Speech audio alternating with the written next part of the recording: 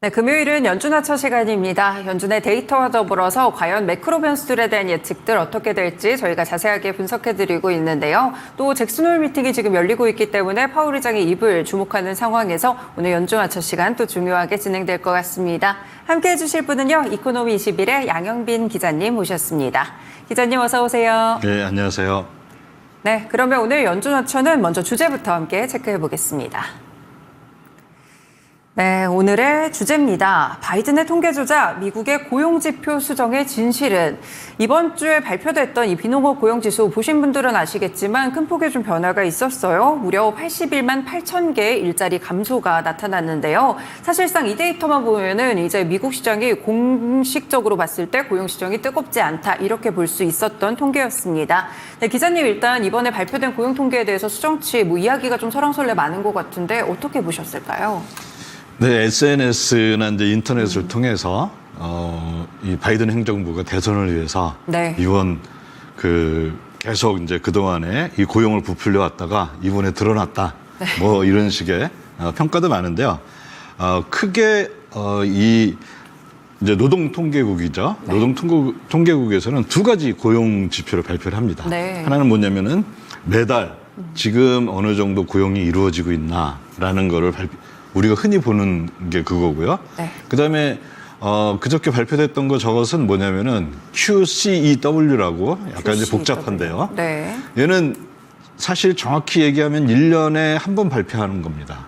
아, 그렇군요. 네. 그러니까 이제 8월에 잠정치를 발표하고 그다음에 내년 2월에 그 확정치를 발표하는데요. 네. 얘는 뭐냐면은 지금 8월이잖아요. 올해 3월 거를 0점 조정한다 보시면 돼요. 아, 그렇군요. 네. 그래서 이제 매달 나오는 거는 매달 해야 되니까 이 전체 이거 조사하는 샘플 수도 작고 네. 아무래도 부정확하고 그다음에 이거는 3월 거를 하는 건데 지금 8월이니까 벌써 5개월 후잖아요. 그렇죠. 네. 그리고 그것도 내년 2월이나 가서 확정치가 나오니까 거의 1년이나 늦어진 데이터거든요. 네. 그런데 이거는 이제 워낙 많은 거의 전수조사를 한다고 네네. 보시면 되기 때문에 그만큼 이게 늦어지는데요. 이게 이제 또 특징은 뭐가 있냐면은, 이 데이터는 실업보험에 가입된 그 노동자를 대상으로 네. 조사를 해요.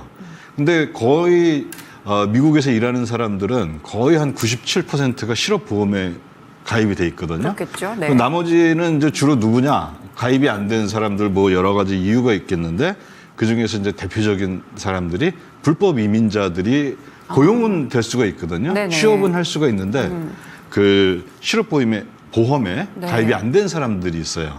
그래서 여기에서 좀 차이가 좀 생기고 그런데 어쨌든 이 데이터는 올해 3월 거다. 올해 3월. 올해 3월을 네. 기준으로 해서 지금 정확하게 얼마냐 이걸 보는 데이터다 이렇게 보시면 될 것 같습니다. 말씀 주신 대로 들어보니까 그럼 불법 이민자 고용이 생각보다 이 사이즈가 좀 되나 봐요. 약간. 네, 그렇죠. 예. 아, 그거는 이제 후에 더 네. 정확한 이제 데이터가 나올 겁니다. 예. 알겠습니다. 일단은 전반적인 고용에 대해서 어떤 차이가 있었는지 여기에 대한 부분을 설명을 주셨는데요. 지금 데이터를 보면 이렇게 이번에 82만 개 일자리 감소가 되면서 그러면 현재 발표되고 있는 월별 고용 지표도 약간씩 수정이 될 텐데 어떻게 좀 바뀔까요? 네, 저 지금 나와 있는 이제 파란색 막대기는 뭐냐면은 월별로 고용이 얼마나 증가했나를 보여주는 거예요. 그 다음에 밑에 있는 그 주황색 이 선이 있죠. 선이 지금 두 개가 있는데 검은색하고 주황색인데 네. 주황색은 뭐냐면은 이번에 올해 3월을 기준으로 이제 82만 개 정도가 줄었잖아요. 네, 그걸 그러면은 반영한 거군요. 그걸 12로 나눠서 그 전 그러니까 23년 4월부터 네. 24년 3월까지 3월까지, 네. 12로 나눠서 다 똑같이 이렇게 줄게 합니다. 네. 그 다음에 이제 또 내년 2월에 확정치가 나오잖아요. 그럼 대체적으로 이제 플러스가 되는데 그거 다시 조금 올라가겠죠. 네. 그게 검은색입니다. 근데 검은색은 이제 무엇을 가정한 거냐면요. 지금 이제 뭐 골드만삭스나 이런 데 보면은 그 불법 이민자가 지금 이 8월에 집계한 데이터에서는 이게 잡혀 있지 않으니까 네네. 아마 더 올라갈 것이다 해서 골드만삭스는 한 50만 개가 다시 올라갈 것이라고 보고 있어요. 네. 그리고 뭐 저는 그냥 대략 한 30만 개만 해서 다시 올라가니까 뭐 뭐 차이는 나지만은 네. 여전히 노동시장은 뭐 굳이 얘기한다면은 강함에서 스트롱에서 견조함, 솔리드 이 정도로 바뀐 정도다. 이렇게 볼 수가 있을 것 같습니다. 네, 그러니까 고용이 좀 크게 둔화됐다고 보기보다는 이제 전반적인 데이터를 모두 고려했을 때는 네. 약간 정도는 그래도 견고한 거에 대해서는 여전히 뭐 맞다 이렇게 보시는 그렇죠. 의견이시네요. 그러면 이제 다시 한번 여쭤보는 게 이민자가 미국 고용 시장에서 그런 비율을 얼마나 차지하길래 이번에 이 부분이 이렇게 고려가 된 건지 최근 흐름에서는 어떤 특징들이 있었을까요? 네, 이 차트를 보면요, 주황색은 2021년 이제 초부터 기준으로 해서 네. 미국의 이제 고용자가 두 부류가 있는데요. 하나는 내국인, 미국 시민권을 가진 사람이 있고, 그 다음에 외국인, 해외에서 이민 온 사람들이 있겠죠. 그쵸, 네. 이민 왔다고 이민을 왔다고 해서 이게 반드시 시민권자는 아니니까요. 그쵸, 그렇게 네. 이제 크게 두 가지로 나누는데요. 밑에 이제 파란색이 그 외국인의 네. 이제 그 고용 증가거든요. 네. 그 이게 보면은 이게 이제 바이든 행정부에서 일어난 일인데요. 재밌는 게 이 내국인이 외국인에 비해서 노동 시장에서 현재 차지하는 비율은 거의 4배 이상이 돼요. 대략 한 네. 4.2배거든요. 근데 늘어난 걸 보면은 별로 차이가 없죠. 그러게요. 네. 그 얘기 뭐냐면은 외국인에서 이 고용 증가가 굉장히 비율로 봤을 때는 굉장히 많이 올라왔다는 거죠. 네. 그 다음에 여기 이제 제가 화살표 두 가지를 해놨잖아요. 네. 그래서 같은 기간에 내국인은 오히려 65만이 네. 줄었고 네. 외국인은 127만이 네. 늘었어요. 근데 이 기간이 어느 기간이냐면 이번 QCW 발표에서 바뀌는 기간이에요, 이게. 그렇군요. 이 얘기는 뭐냐면은 QCW는 지금 얼마가 줄었다고 얘기를 했냐면은 82만이 줄었다고 얘기했는데 네. 사실 이 늘어난 이 외국인 127만이 물론 다 불법 이민자는 아니겠지만 네. 제가 봤을 때는 상당수의 여기 불법 이민자가 포함이 됐을 거라고 보고 네네. 그다음에 이게 이제 또 이쪽에 대해서 상당히 이제 많이 연구를 했던 골드만삭스 이런데 이제 그 연구원들의 결론이기도 합니다. 그러니까 외국인 고용이 많이 또 증가를 했기 때문에 결국 추가적인 최종 확정치를 봤을 때는 전반적으로 그러니까 크게 감소하지는 않았다 그렇죠. 이렇게 예. 볼 수 있다는 거네요. 80만이 감소했다고 지금 깜짝 놀랐는데 네. 뭐 사실은 뭐 한 3, 40만 정도로 이렇게 그 감소폭은 줄어들 것 같습니다. 네, 그렇군요. 최근에 또 고용시장과 관련돼서 이런 데이터가 나오게 되면서 굉장히 시장이 좀 말이 많았었는데 사실상 최종 통계치까지 좀 봤을 때는 그래도 노동시장이 견고한 부분에 대한 의견이 크게 바뀌지는 않을 것 같다 이런 생각이 좀 듭니다.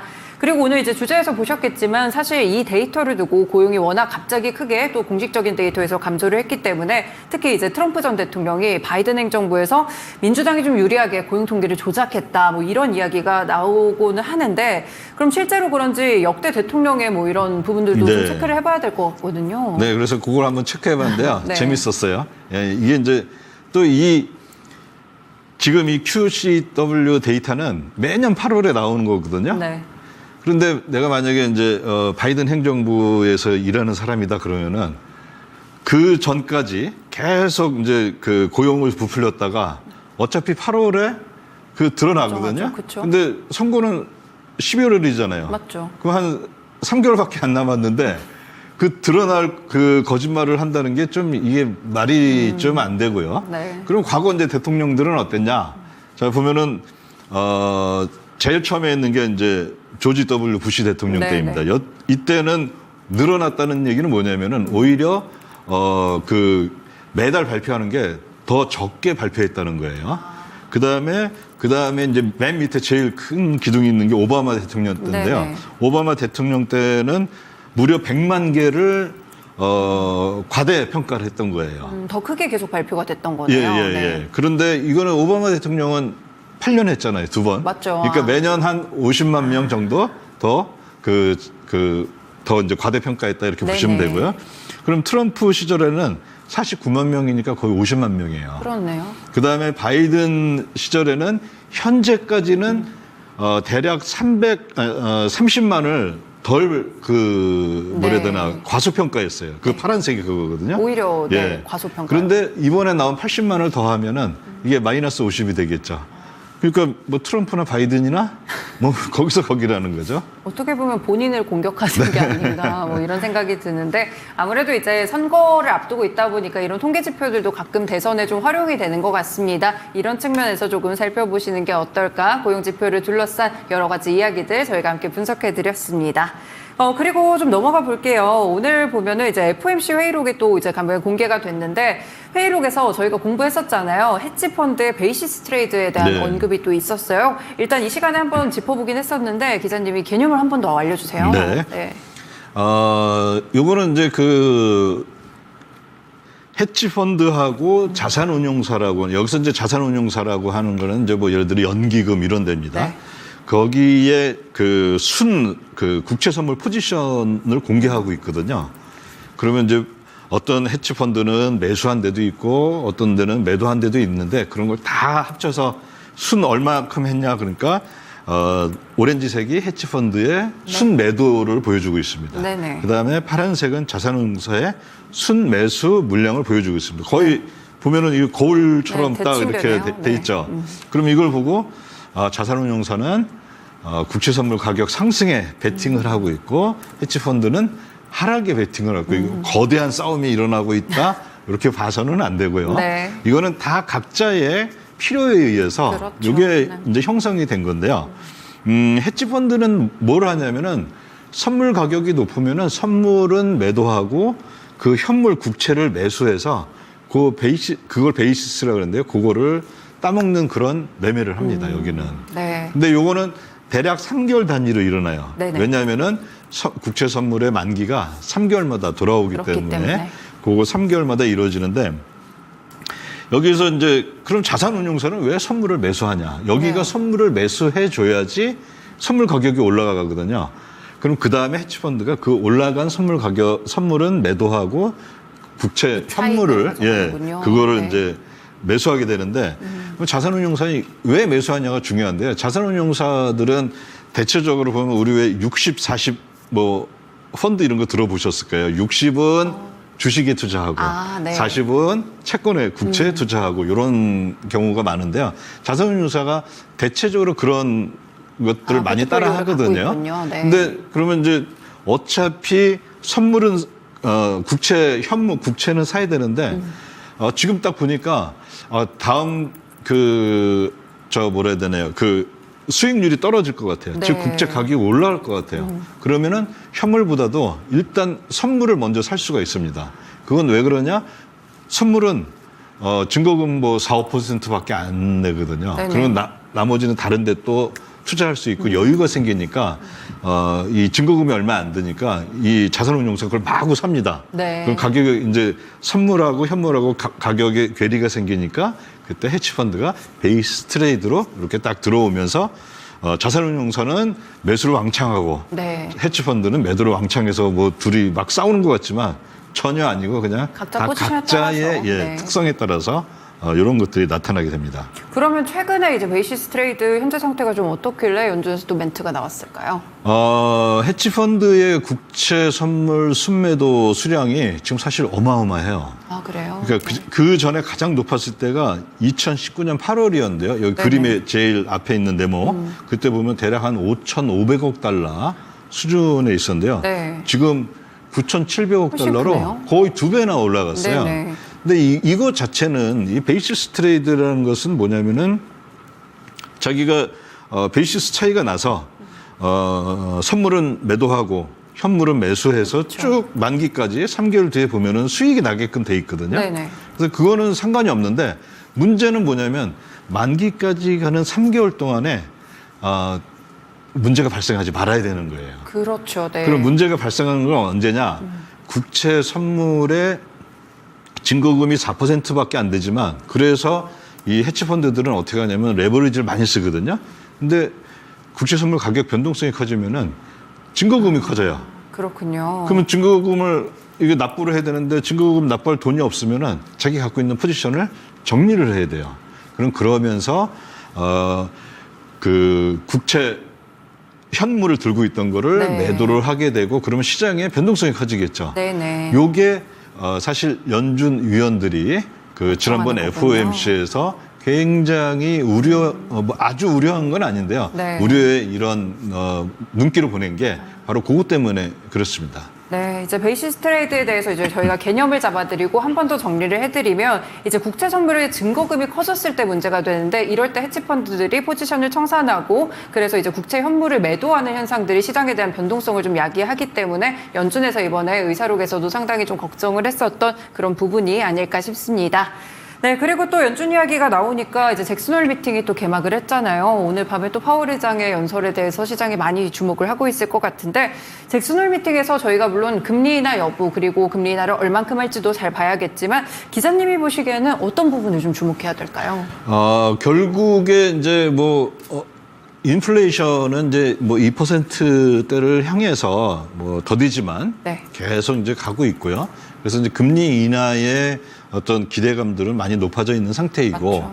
그런데 이제 제일 중요한 거는 제가 지난번에도 이제 말씀드렸듯이 이제 연준의 통화정책 패러다임이 인플레이션을 잡는 거에서 이제 바뀌어서 그 고용에 고용적으로 대한 넘어갔죠.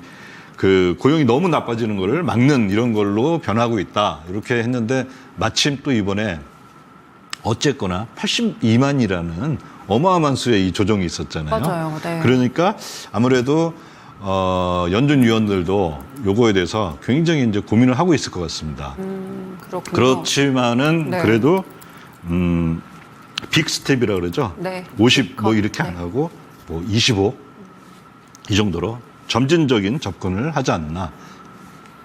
아무래도 연준 쪽에서도 지금 보면은 그 앞서서 저희가 고용 통계에 대한 이야기를 했지만 사실 이 부분이 총 통계로 합쳤을 때는 아주 크게 변화는 없고 좀 견조하다 이렇게 보신다고 했잖아요. 그래도 이 부분을 신경 쓰고 좀 멘트를 하는 걸까요? 네, 그러겠죠. 이제 이게 만약에 이제 예를 들어 100만 이렇게 나왔으면은 네. 그때는 아마 50bp 이렇게 했을 텐데 이게 이제 시장을 바라보는 또 여러 사람들의 생각도 이게 이제 또 다시 어느 정도 조정이 될 거고 그래서 아마 그리고 또 연준이 싫어하는 게 뭐냐면 시장에 변동성을 주는 걸 굉장히 그렇죠. 싫어하거든요. 네. 그래서 점진적으로 갈 확률이 높지 않나 이렇게 바라보고 있습니다. 네, 오늘 밤에 또 잭슨홀 미팅에서 파월 의장의 발언 또 다음 주에 국내 주식시장에 큰 영향을 미칠 수가 있기 때문에 이 금리 인하에 대한 부분 일단은 점진적이다 이렇게 좀 이야기가 나오지 않을까 기자님이 예상을 해주셨습니다. 오늘 말씀 여기까지 듣겠습니다. 말씀 고맙습니다. 네. 네, 이렇게 연준의 데이터 알아보는 연준 와처 시간이었고요. 이코노미 21의 양영빈 기자와 함께했습니다.